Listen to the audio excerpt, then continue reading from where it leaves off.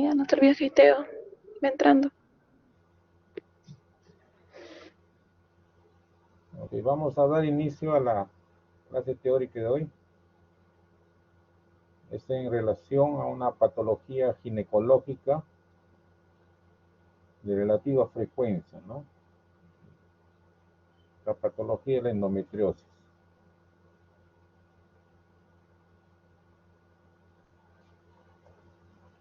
La endometriosis es una enfermedad que afecta a las mujeres y podemos definirla como la presencia de tejido endometrial fuera de la cavidad uterina, ¿no? Fuera de la cavidad endometrial. Y este tejido ectópico va a inducir una reacción inflamatoria crónica.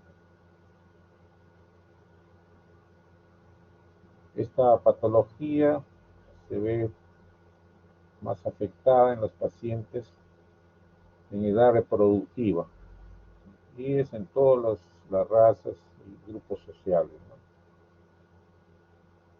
Los síntomas asociados más frecuentes son dolor e infertilidad de diferente intensidad, y esto va a tener pues un impacto en el bienestar físico, mental y social de las mujeres, ¿no?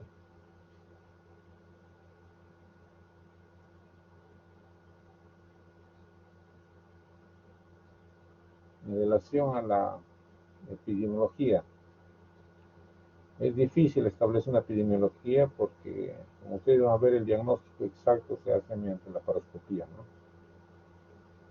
Pero hay un consenso más o menos a nivel mundial que el 5 al 10% de mujeres en etapa reproductiva tienen endometriosis. Ya calculando en números, hay 5,5 millones de mujeres con endometriosis en los Estados Unidos. En Europa 16 millones, de 150 a 200 millones en el mundo. O sea, es una cifra muy importante, ¿no? Si nosotros asociamos dolor pélvico, dolor con las reglas y dispareunia, un 50-75% son afectados por esta enfermedad. De las pacientes que tienen infertilidad, también un 25-40% van a ser subfértiles o infértiles, ¿no?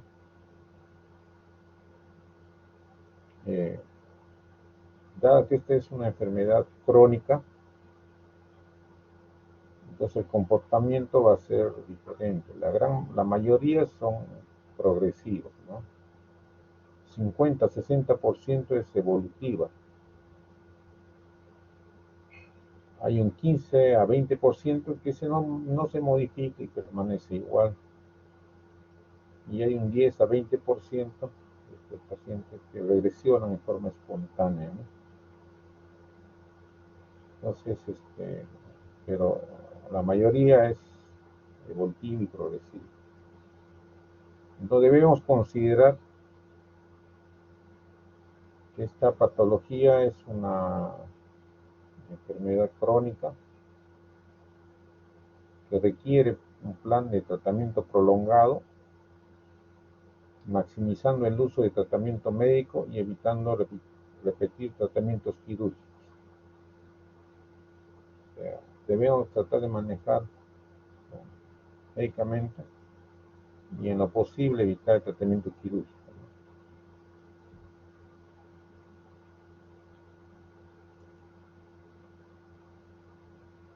En relación a la etiología, pues no tiene una etiología definitiva, ¿no? Pero existen muchas teorías.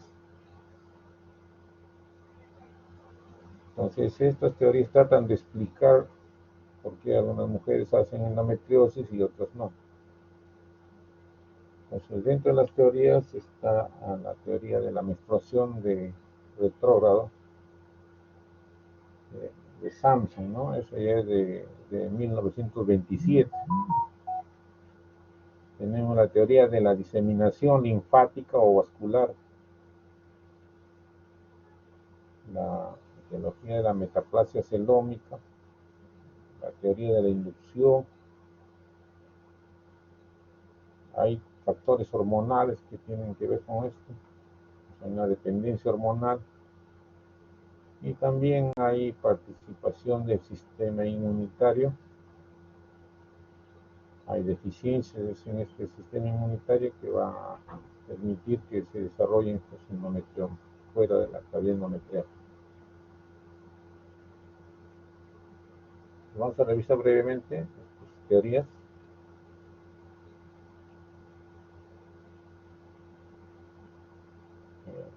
Si tienen alguna pregunta, pueden, durante la exposición, pueden hacerla, no hay problema. Doctor, Sí, disculpe, ¿qué era endometriosis? Se falló mi conexión.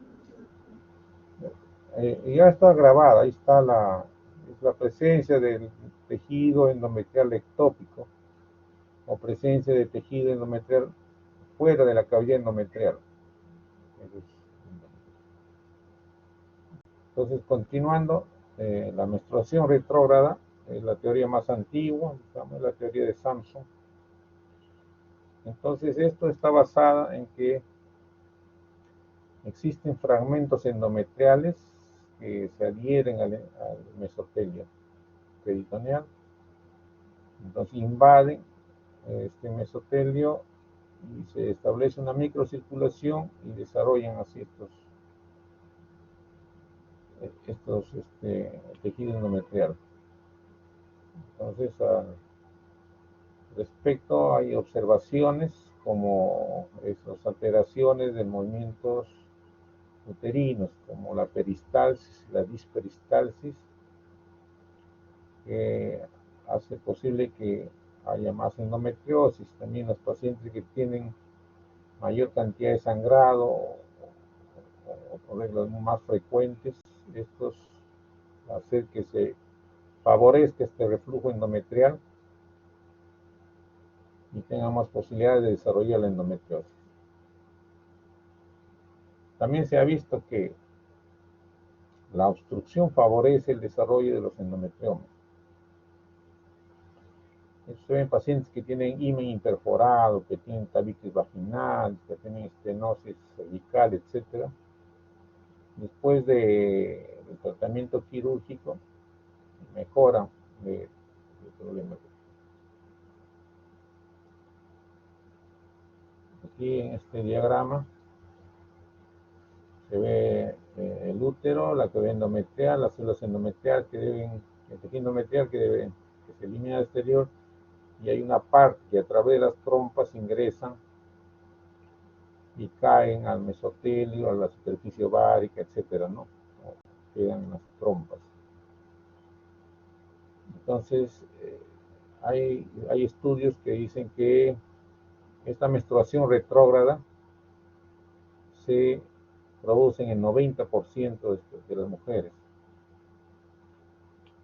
pero solo un 5 o 10% desarrollan endometriosis. Entonces, ¿qué factores influyen para que no se desarrolle, ¿no? Hay teorías sobre eso, ¿no? ¿Por qué estos tejidos, fragmentos endometriales no se adhieren y no crecen en el mesotelio, en el peritoneo, ¿no? O en la superficie ovárica? Eso es lo que se investiga, ¿no? Para encontrar un tratamiento definitivo. Entonces, se pensaba que estos fragmentos se adherían cuando el peritoneo está lesionado o hay un proceso inflamatorio, pero después se mostró que también se desarrollan en peritoneo sano, ¿no? Pero en un menor porcentaje.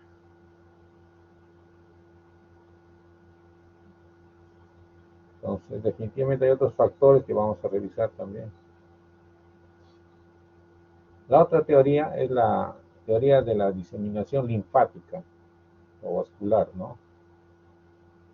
¿Y esto por qué? Porque se observan también lesiones o implantes endometriales en lugares inusuales, ¿no? Como el periné, la región inguinal, en la cúpula diafragmática, en la pleura pulmonar, ¿no? Entonces esto se explica, pues, o puede explicarse debido a que en la región retroperitoneal eh, existe pues una circulación linfática abundante y a través de estos medios puede diseminarse a otras partes del cuerpo, ¿no? Y una explicación así también se sustenta en que en los casos de adenocarcinoma endometrial este tipo de cáncer se disemina por esta vía, ¿no? Entonces, esa es la teoría linfática o vascular. La otra teoría también, la teoría de la metaplasia celómica, ¿no? Esta teoría nos habla pues del peritoneo parietal que es pluripotencial, ¿no? Entonces este peritoneo sufriría una transformación a epitelio endometrial, ¿no? Entonces se produce una transformación metaplásica y cambiaría pues estas células a un epitelio endometrial. Y también esto se basa en que los residuos embrionarios se activarían también de los conductos de Müller y el epitelio germinal del ovario, ¿no? Y es donde se desarrollan más estos endometriomas. Ya sabemos que todos estos derivan del mismo epitelio celómico. Y, y, la, y este tipo de teoría también explicaría por qué existe endometriosis previas a la menarquia, ¿no? Antes del inicio del periodo menstrual y también en la posmenopáusicas. En pacientes posmenopáusicas se desarrolla y esta sería la explicación.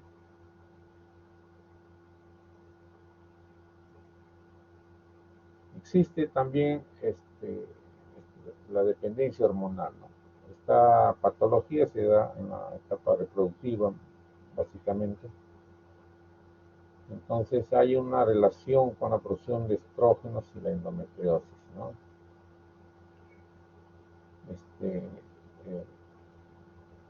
Estos estrógenos van a estimular pues, la producción de estos endometrios, ¿no?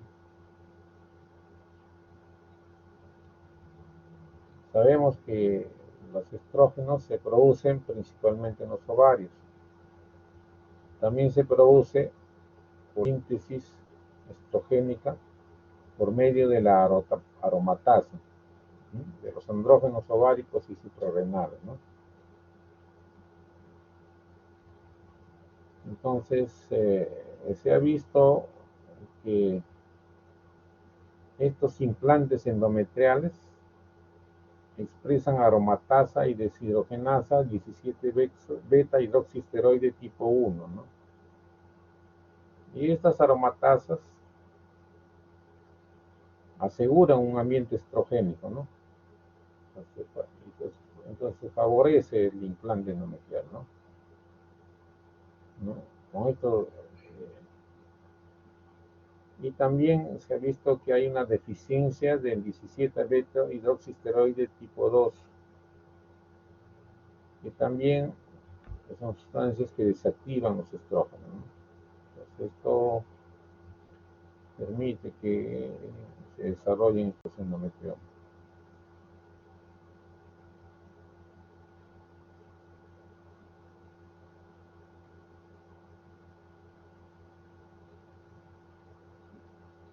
Para recordar, los estrógenos básicamente son producidos por el ovario en el sistema menstrual. También las glándulas suprarrenales También las suprarrenales y el ovario también producen andrógenos. Entonces estos andrógenos, por acción de la aromatasa, se va a convertir a estradiol, ¿no? Este estrógeno va a estimular en los tejidos endometriosos la producción de COX-2 y otros factores. También hay aumento de las interleuquinas, el factor de crecimiento vascular endotelial. Todo esto pues hace que aumenten las prostaglandinas también, la prostaglandina E2 que produce pues, el dolor, ¿no? Y a su vez eso también estimula a mayor producción de aromatasa. Entonces se forma un circuito en el cual se perpetúa esta endometriosis.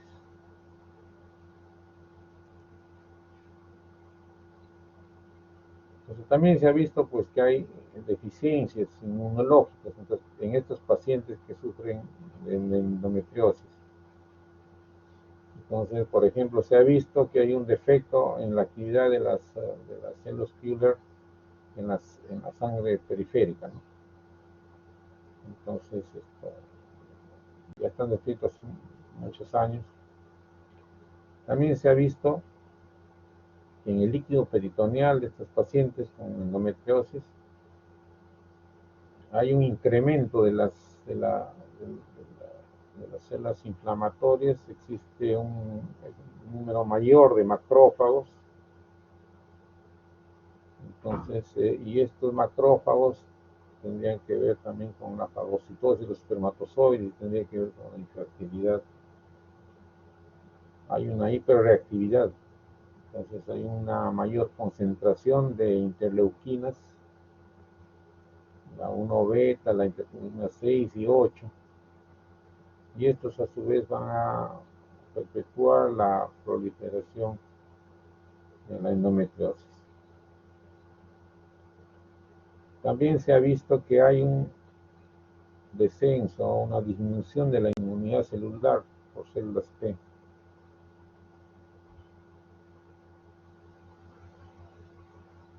Se ha demostrado también la presencia de autoanticuerpos antiendometriales, ¿no? Entonces estos bloquean y permiten que se desarrollen este tejido ectópico. Y cuando se estudia, pues en estos pacientes hay alteraciones en la expresión de las integrinas, factor de crecimiento y otras moléculas que explicarían por qué se desarrolla este tejido endometrial ectópico.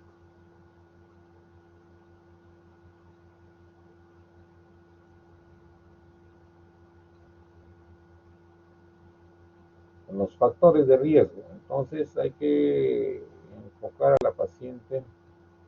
¿Qué pacientes tienen factores de riesgo para desarrollar esta patología? Entonces hay factores que tienen que ver con la reproducción y la menstruación, como es la obstrucción del flujo menstrual. Ya dijimos que los pacientes con tabique, con un perforado o anormalidades del útero, como un didelfo, un útero A4, etcétera, van a tener más posibilidad de desarrollar endometriosis. Una mayor cantidad de sangrado durante el periodo menstrual también, los ciclos cortos también. La menarquia precoz y la menopausia tardía, o sea, hay más tiempo de exposición a los periodos menstruales. El menor número de hijos y la lactancia, o sea, durante la gestación y la lactancia está suspendida, pues el periodo menstrual, ¿no? Entonces, eso, menos exposición, entonces menos posibilidad de, o cuando hay menos hijos hay más tiempo libre de exposición a los periodos menstruales. O sea, cuando sean nulíparas o tengan un solo hijo, tienen más posibilidades de ser endometriosis. Los defectos anatómicos ya lo dijimos. También existe un fenotipo ¿no? O sea, es más frecuente en pacientes con sobrepeso, con obesidad. Entonces, también se ha visto que hay factores asociados al estilo de vida, ¿no? Pacientes que tienen que, se ve estadísticamente que ingieren más bebidas alcohólicas, tabacos, pacientes que no hacen ejercicios, pacientes que tienen una alimentación no muy saludable, que tienden a desarrollar más, ¿no? Entonces la presencia de dioxinas y compuestos bifenilclorinados se ha visto en el ambiente, y también definitivamente hay factores genéticos, hay predisposición familiar, hay estudios en gemelas, entonces se ha visto pues que muy frecuente que si se presenta en una también se presenta en la otra gemela, y familiares directos también es un factor de riesgo, ¿no?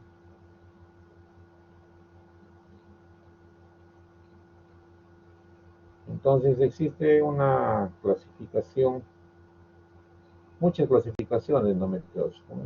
Es una patología muy compleja y una patología crónica. Entonces, a ese respecto, la Sociedad Americana de Medicina Reproductiva ha hecho una clasificación laparoscópica, y esta es la que tiene, digamos, más aceptación. Tienes, de acuerdo a los hallazgos laparoscópicos, lo clasifican, ¿no? En estadio mínimo, leve, moderado y severo. Y eso lo establecen de acuerdo a los implantes, ¿no? Y le dan un puntaje. ¿Sí? Y si hay implantes peritoneales, pueden ser superficiales o profundos, ¿no? Y también, si hay implantes ováricos, también tiene su puntaje. Entonces, a mayor porcentaje de infiltración, la severidad es mayor, ¿no? Entonces, también para esto ven los adherenciales, las adherencias, ¿no? También tiene un puntaje. Y los implantes ováricos es uno o bilateral, ¿no? Entonces, esta clasificación nos permite establecer un puntaje, ¿no? Entonces, ese puntaje son llenados, digamos, con este cuadrito. Vemos acá los datos de la paciente y vemos los implantes endometriásicos peritoneales, si son superficiales o son profundos. Y de acuerdo a estos implantes, vamos a ver las dimensiones también, ¿no? Si son más grandes, tienen más puntos. Igual los implantes ováricos, si son superficiales y tienen un puntaje, y tienen mayor puntaje si son profundos. Y es en el ovario derecho y en el lado izquierdo. Se habla de implantes profundos cuando la profundidad es mayor de 5 milímetros, ¿no? En el peritoneo. Tiene más de 5 milímetros de profundidad y hablamos de implantes profundos, ¿no? Igual el fondo de saco posterior, el saco de Douglas, también puede ser obliterado parcialmente o totalmente, ¿no? Si es completa la obliteración, se le pone 40 puntos. Igual que los implantes endometriales, también las adherencias, ¿no? Las adherencias en el ovario derecho, en el ovario izquierdo, que si son muy densas o si son muy filantes, o sea, no son muy firmes, las otras sí son densas, ¿no?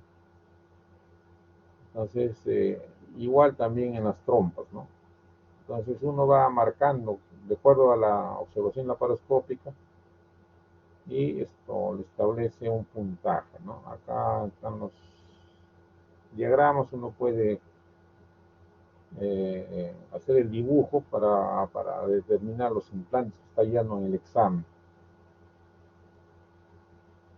Entonces, de acuerdo a eso, nosotros tenemos el estadio 1, que es el mínimo, que va de 1 a 5 puntos, el leve de 6 a 15 puntos, el moderado de 16 a 40 y el severo más de 40, ¿no?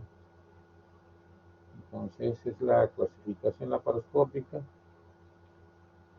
Una cosa importante es que a veces pacientes tienen un estadio moderado y severo y no tienen mucha sintomatología y son a veces hallazgos, ¿no? O sea, no hay una relación directa entre el grado, entre el estadio y la sintomatología necesariamente,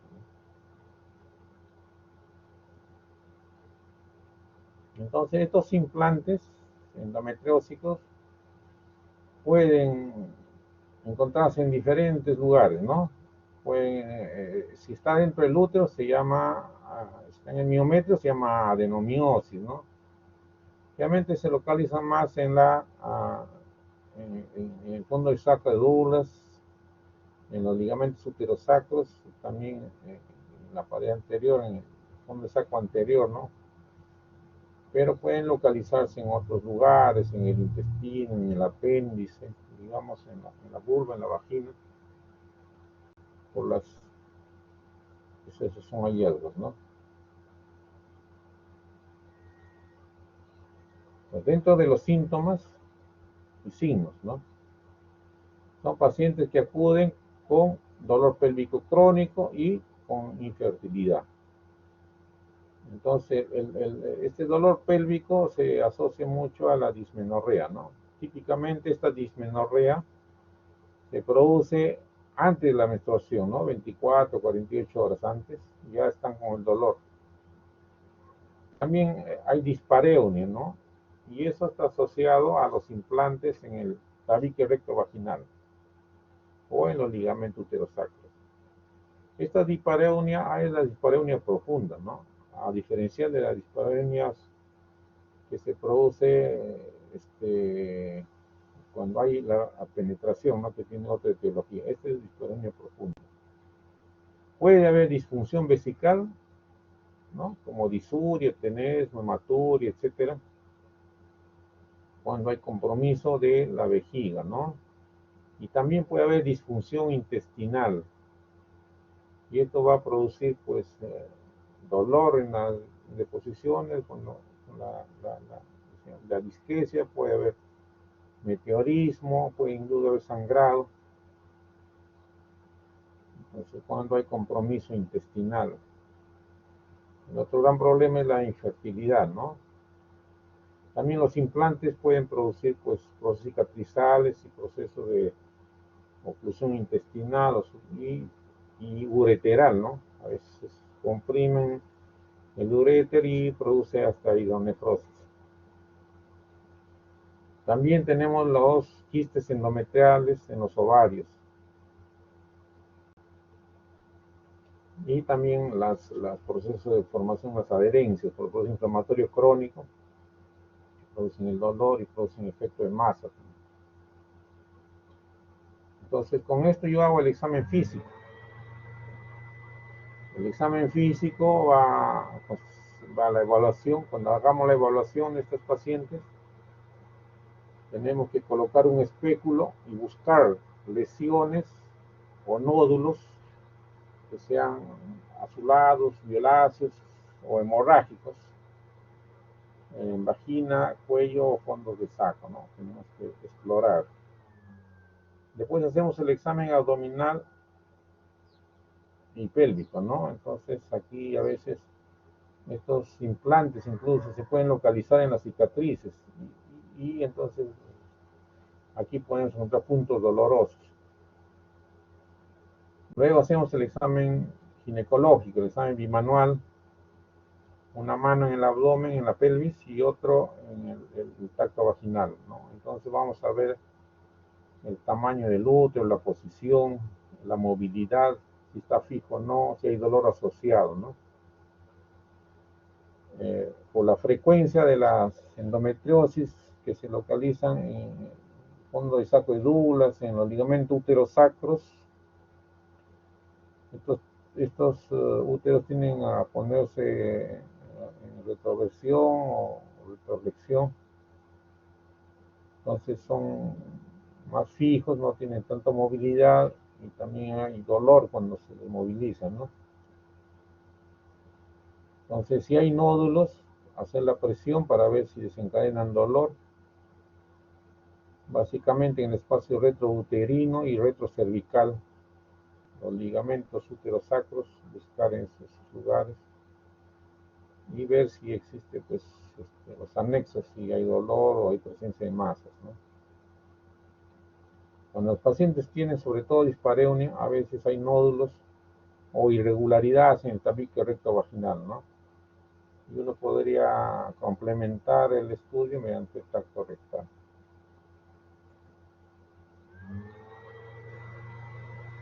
Entonces, cuando yo tengo una paciente que tiene factores de riesgo y síntomas, entonces le hago un buen examen, luego solicito los exámenes por imágenes, ¿no?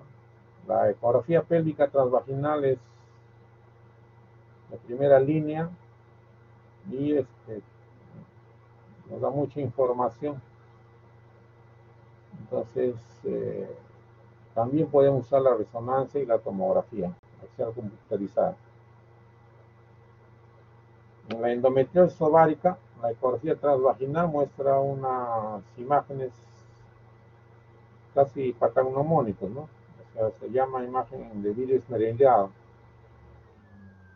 Acá, como es un tumor sólido, semisólido, hay que descartar siempre la sospecha de malignidad, sobre todo en perimenopáusicos, ¿no? Entonces pueden usar el Power Doppler para ver la vascularización de la cápsula. Y también hay que descartar la presencia de proliferaciones papilares. Entonces, no olvidarse también una cosa importante, que los endometriomas ováricos se asocian hasta un 40% con endometriosis profunda. Entonces, si encuentran un endometrioma ovárico, siempre deben tratar de buscar endometriosis profunda. Y también evaluar bien el útero por la asociación con la adenomatosis, la presencia de endometrial en el músculo uterino, que tiene un patrón característico. Entonces, en caso de que haya dudas, la resonancia magnética también ayuda mucho, ¿no? Sobre todo en las lesiones alejadas o cuando sospecho de endometriosis profunda. Al respecto, tanto la ecografía como las resonancias son operadores dependientes. Entonces, cuando hay endometriosis profunda, sobre todo, se requiere que haya capacitación, pues, de este personal. Las pacientes tienen que ser preparadas con enemas, con anticolinérgicos, con ayuno, y para que se hagan unos buenos exámenes con personal preparado para tal cosa. No cualquiera puede hacer buscar estos focos, pues, de endometriósitos en la pared del intestino, la vejiga, etc. Entonces, con la ecografía, cuando hacemos la ecografía, podemos ver, pues, aquí, como esta imagen, pues una imagen, digamos, hipoecoico, con un patrón de vidrio esmerilado que tiene una cápsula, ¿no? En otra, acá en la imagen de la izquierda, y también igual, pero acá hay un tabique, ¿no? Entonces, cuando hay tabiques o hay tejidos o papilares, hay que descartar de que puede asociarse a una neoplasia, ¿no? Como el cáncer endometrioide, ¿no? Entonces, en casos como estos, habrá que, como que tiene tabiques o imágenes ecogénicas dentro del quiste, habrá que pedir marcadores tumorales, habrá que pedir el Doppler para ver si podría tratarse una neoplasia. También nos ayudamos de la resonancia. La resonancia te da imágenes muy nítidas. Pero también hay que saber hacer la resonancia, ¿no? Los radiólogos tienen que estar preparados, ¿no? Cualquier radiólogo te hace una resonancia para... Hay que preparar a la paciente y es complejo saber usar el procedimiento es complejo, ¿no? Bueno, acá en esta imagen muestra, se ve el útero muy bien, se ve acá el endometrio y se ve acá un implante, ¿no? Un implante retrocervical que está infiltrando la pared del recto, ¿no? Es una endometriosis profunda. Bueno, el laboratorio que vamos a pedir a estos pacientes es la biometría hemática, es de rutina, el examen de orina y cultivo, para ver si hay hematuria, etcétera. El CA125 se ha visto que esto se eleva, ¿no? Algunos solicitan este marcador, sobre todo en los primeros días de la regla, y llega hasta niveles de 35 miliunidades. Y si toman a mitad de la regla, entonces disminuye, ¿no? Entonces sería un marcador indirecto, ¿no? No hace diagnóstico, pero te orienta, ¿no? O sea, que durante el periodo menstrual se eleven y después bajen, ¿no? Así es casi normal, ¿eh? Se orienta, es orientador. Ya para estudio de investigación, pues se dosan pues, en el líquido peritoneal las interleuquinas 6, el factor de necrosis tubular, etcétera, las metaloproteinasas que tienen que ver con la fisiopatología de la endometriosis, ¿no? La idea es buscar algún marcador que identifique a estos pacientes, ¿no? O sea, eso va a la investigación. Entonces, el diagnóstico definitivo, el gol estándar es la laparoscopía, ¿no? La laparoscopía, uno ve las lesiones, puede tomar una biopsia y esto te da el examen anatomopatológico, ¿no? Para el diagnóstico, dijimos la laparoscopía es el gol estándar. Hay una variedad de lesiones, ¿no? De endometriosis. Entonces requiere también personal entrenado para hacer diagnóstico, ¿no? Puede ser lesiones de diferentes tipos, puede ser ampollas, defectos estrellados, o los endometriomas típicos, que son los quistes chocolate en los ovarios. Entonces, la laparoscopía y la biopsia es lo ideal, ¿no? Acá hay imágenes de laparoscopía en el cual se ven diferentes tipos de lesiones vesiculares, lesiones rojas, lesiones en llamarada. Ahí están los procesos adherenciales, hay como excrescencias glandulares, defectos peritoneales, hay oposificación blanca. Entonces son diferentes variedades. Para un laparoscopista que se inicia puede pasar desapercibido alguna de estas lesiones y quedar sin diagnóstico a estos pacientes, ¿no? O se retrasa el diagnóstico. Acá hay unas lesiones, estas lesiones típicas, que son implantes oscuros, ¿no? En donde hay depósitos de hemosiderina, entonces se ponen oscuros, ¿no? Entonces hay lesiones oscuras, hay lesiones blancas, ¿no? Y esta imagen de aquí, de este quiste ovárico, es el quiste endometriósico o quiste chocolate, también dicen, porque cuando se apertura se ve este color achocolatado del contenido del quiste, ¿no? Con respecto al tratamiento, ¿no? El tratamiento, acá ven, está en esta imagen laparoscópica, ven, están elevando el útero, está al fondo del saco de Douglas, y ven los ligamentos útero, ligamentos sacros, y ven acá en el ligamento ancho, ven esta lesión de los implantes.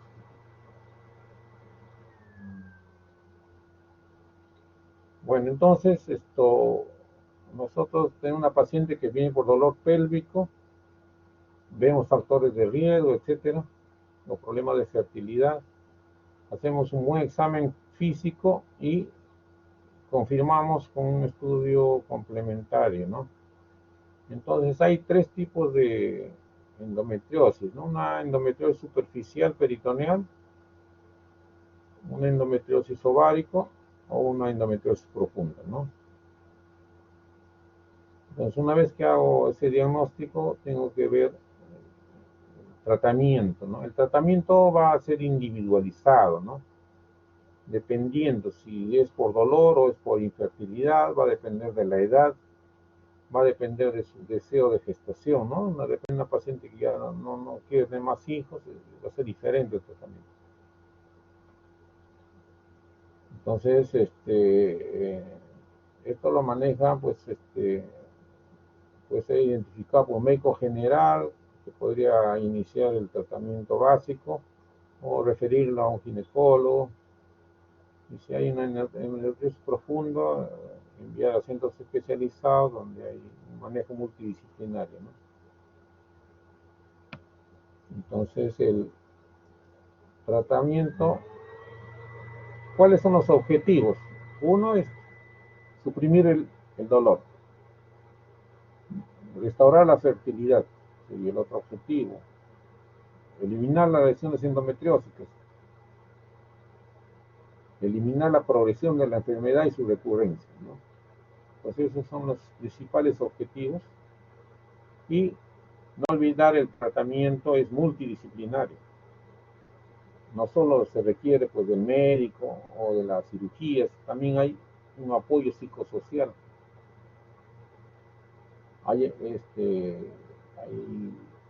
Tiene que haber rehabilitación física, ¿no? Acá los terapias de rehabilitación también tienen un aporte importante. Hay que buscar terapias alternativas también. Entonces, siempre priorizar el tratamiento médico al quirúrgico, salvo que fracase el tratamiento médico o haya endometriomas grandes, ¿no? O en la endometriosis profunda también. Dentro del tratamiento, una vez que uno ya sospecha, tiene fuerte sospecha de la endometriosis, uno puede utilizar los antiinflamatorios no esteroideos, ¿no? Ustedes saben que estos inhiben, pues, a la isoenzima 1 y 2 de la ciclooxigenasa, ¿no? Que los cuales estimulan la producción de prostaglandinas, entonces lo que queremos es bloquear. Entonces, el estudio no es muy concluyente el alivio de dolor y tampoco hay mayor diferencia entre estos antiinflamatorios, ¿no? Que también tiene efectos secundarios, no olvidemos. Y se ha visto mejores resultados cuando asocian estos antiinflamatorios como el ibuprofeno, diclofenaco, etcétera, con paracetamol, se asocia, entonces potencia y alivian. Entonces, cuando ya no se alivian con esta asociación, pueden usar analgésicos opioides, ¿no? Como el tramadol, ¿no? Que se asocia con el paracetamol, entonces es mucho mayor su efecto. Si con este tratamiento, generalmente el tratamiento se da pues antes que empiece el ciclo menstrual, como dijimos, apenas inicia el dolor, 24 48 horas antes, y tiene su mejor efecto. Los anticonceptivos orales es la segunda en la escala. Después los analgésicos, vamos a los anticonceptivos. Esta es la piedra angular del tratamiento. Lo que hacen es bloquear el ciclo menstrual, se reduce el flujo menstrual y se estimula la desidualización de los implantes, ¿no? Entonces hay mucha mejora, pero no es al 100%. Hasta un 20-25% persiste el dolor. Pueden administrar de forma continua o en forma secuencial, ¿no? A mayor tiempo de administración de anticonceptivos, mejora su efecto analgésico, ¿no? Entonces, se ha visto que hay una leve reducción de estos endometriomas y evita pues las recidivas. Dentro de los anticonceptivos también podemos usar los progestágenos, ¿no? La ventaja de este progestágeno es que tienen ellos antagonizan los efectos estrogénicos sobre el endometrio, provocan la discilación y la atrofia endometrial posterior, ¿no? Entonces podemos usar progestágenos orales o también parenterales, ¿no? Pero tiene sus efectos colaterales, ¿no? De los progestágenos, ¿no? Entonces, hay la administración de progestágenos de depósito, como el acetato de hidroxiprogesterona, que sea cada 2 semanas por 4 veces, luego 200 miligramos mensuales por 4 meses. Este es un esquema, hay muchos esquemas, ¿no? También en pacientes se puede colocar un dispositivo con levonorgestrel, ¿no? El Mirena, ¿no? Se conoce su nombre comercial, sobre todo en las pacientes perimenopáusicas, va muy bien. Podamos usar la norepinefrina en estas dosis y el Genogest. El Genogest tiene mucho mejor efecto y es lo que más se utiliza, ¿no? En la práctica privada, el Genogest. Entonces, sobre todo en la lesión, en la endometriosis profunda va muy bien esto. No manejo un progestágeno.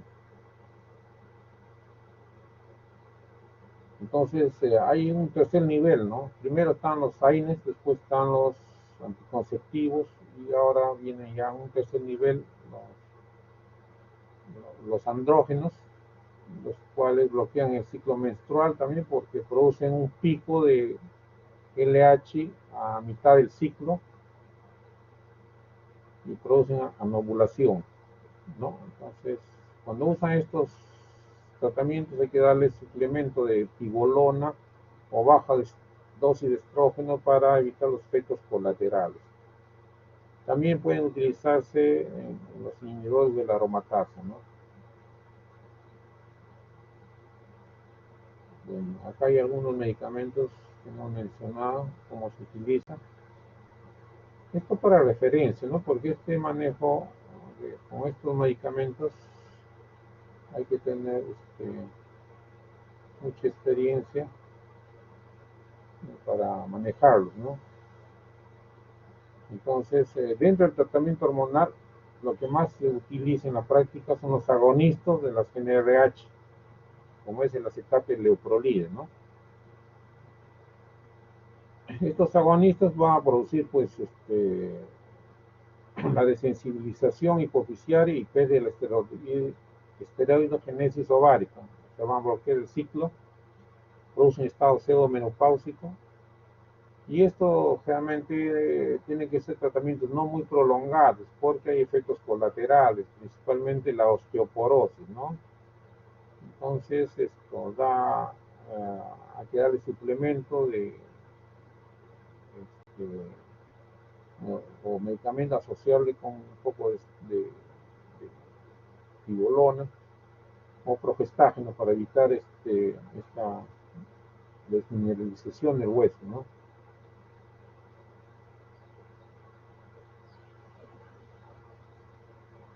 El otro problema era la infertilidad que se asocia a un 20 a 30% de los casos, y eso produce porque hay muchas adherencias, ¿no?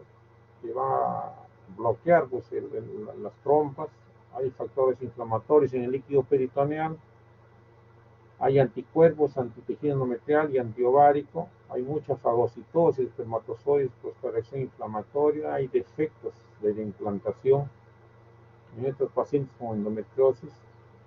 También la calidad de los ovocitos no son buenos y también la reserva ovárica disminuye porque, sobre todo en pacientes que son sometidos a cirugías, entonces hay una disminución importante de la reserva ovárica. Se ha visto también que hay una calidad deficiente y menor cantidad de ovocitos. Entonces, todo esto hace de que tenga problemas de la infertilidad, ¿no? Entonces, si hay mucha afectación de los ovarios, porque a veces los quistes endometriales son bilaterales, son sometidos a cirugía y disminuye pues esta reserva ovárica, Entonces, hay técnicas de criocongelación para estos pacientes, ¿no? El tratamiento quirúrgico, entonces, lo que uno hace, a veces el diagnóstico y también el tratamiento quirúrgico, donde hace la ablación de las lesiones endometriósicas, libera las adherencias. Si es que hay un endometrioma, uno tiene que hacer una disección muy fina, no hay que romper el endometrioma porque se disemina. Esto se hace con un cirujano entrenado, tiene que ser con hidrodisección, tracción, contratracción y tratar de sacar íntegramente sin derramar el contenido. También existe la ablación de la inervación uterina. Entonces esto también la gente muy entrenada, la neurectomía presacra, ¿no?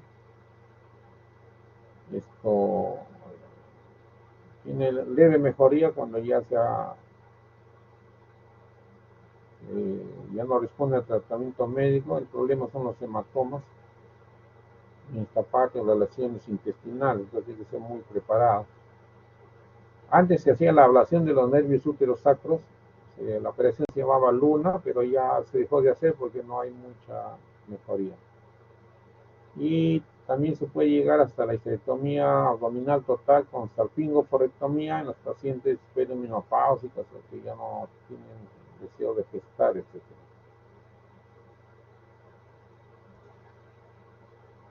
El tratamiento de la infertilidad, si uno está en estudio, hace su laparoscopía, si ve lesiones endometriósicas, las extirpa, las electrofulgura, elimina las adherencias y posteriormente a eso inmediatamente se les aconseja que salgan gestando. Para eso hacemos la estimulación ovárica de baja o de alta complejidad y asociamos esto con inseminación intrauterina, ¿no? Entonces, tiene mejores resultados. Para esto tienen que estar las trompas permeables, ¿no? Generalmente es en la endometriosis mínima y leve, ¿no? Cuando hay endometriosis severa, de frente se va a fertilización in vitro, ¿no? No se pierde tiempo. Y acá la preservación de la fertilidad, ¿no? Entonces, pacientes que tienen, pues, han tenido muchas cirugías y tiene poca reserva ovárica, se les debe ofrecer la criopreservación de tejido ovárico o la criopreservación de ovocitos, ¿no? Sobre todo en mujeres jóvenes, cuya fertilidad puede ser deteriorada con el tiempo, con los tratamientos, ¿no? Porque realmente cuando uno hace, por ejemplo, una cirugía de un endometrioma, realmente esto existe pues hasta un 20% que tenga que entrar a otra cirugía en 2 años, ¿no? Y hasta un 40% que entre a una cirugía en los próximos 10 años, ¿no?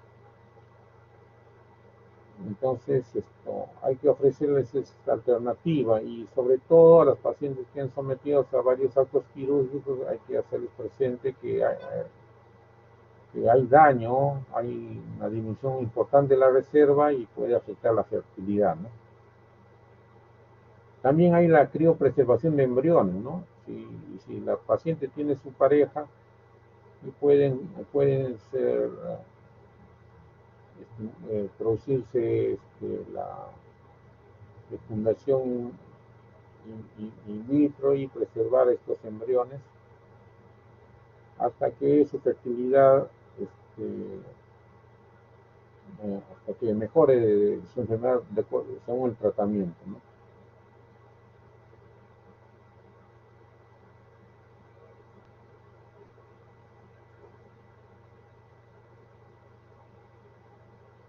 Bueno, esto sería a grandes rasgos. Esta patología es una patología crónica, tiene muchas controversias en cuanto al manejo. Y si tuvieran preguntas o algo que no haya quedado claro, por favor.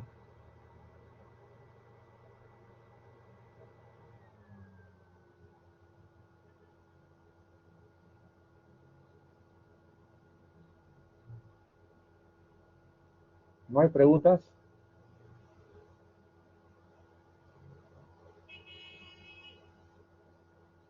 Bueno, es también importante mencionar de que para el diagnóstico de esta endometriosis se ha visto que hay demora, ¿no? Se dice entre 5 a 10 años demora. Estos pacientes no son diagnosticados, con una media de 7 años. Y esto porque muchas mujeres buscan recién el tratamiento, buscan recién cuando hay problemas de infertilidad. Entonces, a veces se automedican con los pacientes que tienen dismenorrea y esto no acuden pues, a los centros. Cuando ya acuden ya se perdió mucho tiempo, ¿no? Y esta enfermedad avanza. Lo ideal es diagnosticarlo tempranamente para evitar pues el avance y, y evitar pues la progresión de la enfermedad mediante el tratamiento médico. Perdón, ¿hay alguna pregunta?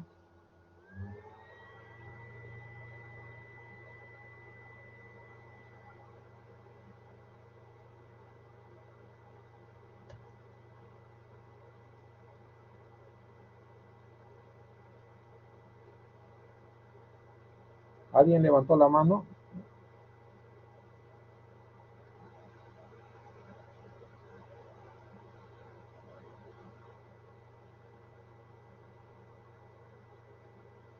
Bueno, entonces vamos a dar por concluida la clase. Les agradezco su atención.